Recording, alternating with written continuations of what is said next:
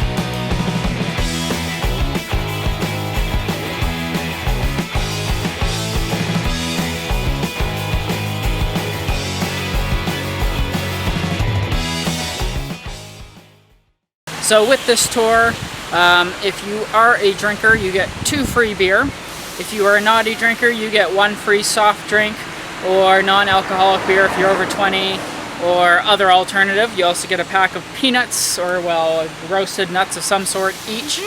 So that was absolutely fantastic. And this is all for the low price of $0, 0 yen, 0 whatever. It is absolutely free. So it's definitely worth coming and checking it out. If you guys like the video, let me know. Hit the thumbs up. If you are new to the channel, I want to say welcome. I hope you subscribe. We're going to be doing some amazing stuff here in Japan, and then we're always on to the next adventure. Hope to see you all in the next video. I would also like to give a special shout out to Akane, who was graciously dubbed as the designated driver. So she had some non-alcoholic beer, and I was able to partake and enjoy 2 of Okinawa's finest beers. So thank you, Akane. Your contribution is much appreciated. I can drink tonight.